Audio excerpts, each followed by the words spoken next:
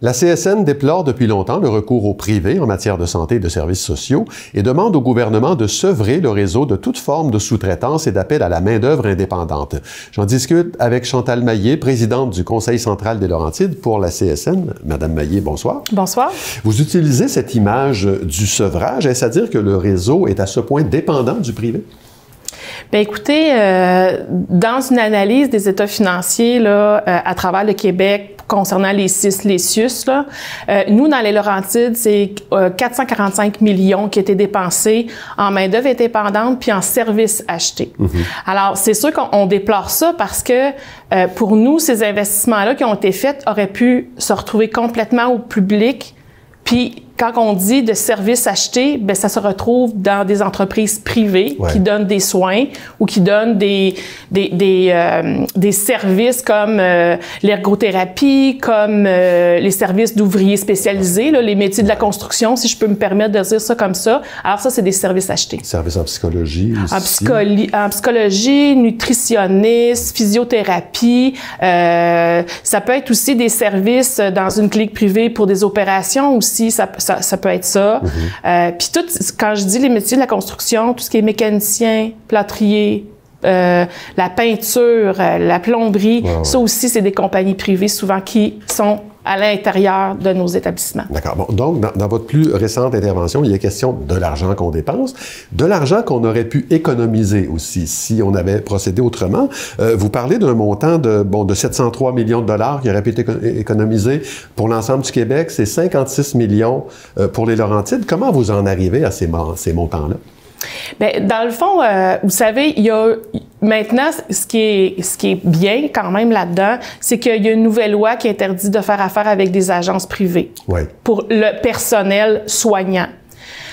Ensuite, bien, tout ce qui est la main-d'œuvre, comme je le disais plus tôt, tout ce qui est la main-d'œuvre indépendante, les services achetés, bien, si on ne donnerait pas des permis au privé, si on investissait dans les conditions de travail, notamment sur les ouvriers spécialisés, juste quand je dis, c'est pas nécessairement le salaire, c'est dans les conditions dans lesquelles ils travaillent aussi. Moins on investit dans nos infrastructures, plus on prend l'argent, dans le fond, l'argent des services publics, notamment c'est nous les payeurs, c'est nous qui sont imposés à chaque année pour nous offrir ces services-là. Mais je pense qu'une gestion plus saine de ce qu'on donne au gouvernement par rapport à nos impôts, bien, moi je pense que ça serait vraiment mieux. Puis, notamment, quand je parle d'impôts, je parle aussi d'un système à deux vitesses. Alors, là, ce qui se produit en ce moment, on essaie d'investir dans le réseau public, mais on donne des permis pour des cliniques privées. Alors, ce personnel-là ne se retrouve pas dans nos installations dans les Laurentides. Et puis, on paye aussi, il y a des gens, des citoyens, des citoyennes qui payent aussi pour aller au privé. Alors, on paye de notre poche avec nos impôts pour avoir des services publics, des services de qualité. Puis, en plus, on est obligé de donner plus d'argent pour avoir accès plus rapidement à nos soins. Vous dites bon, avoir réussi à démontrer que ça coûte plus cher de recourir au privé qu'au public. Qu'est-ce qui motive le gouvernement à agir de cette façon-là? Mais écoutez, des fois, c'est pas très clair ce qu'ils nous disent. Ils nous disent, faut donner des soins de qualité, on a pas assez, il y a de la pénurie de main-d'œuvre, mais la pénurie de main-d'œuvre est accentuée parce qu'on prend les personnels du réseau du secteur public, puis on va les chercher, puis on les met dans des cliniques privées. Fait que ça l'aide pas à la pénurie de main-d'œuvre. Puis le gouvernement, tu sais, il est pas très clair non plus, puis je pense pas des fois qu'il est honnête dans les dépenses, dans les contrats qu'il octroie.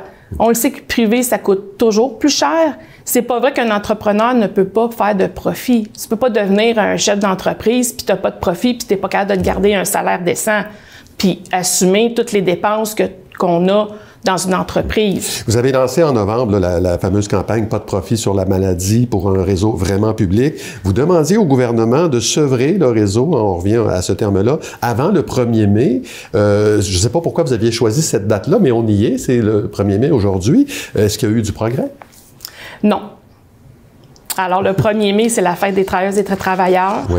Et aujourd'hui, nous serons à Saint-Sauveur pour manifester debout contre l'austérité.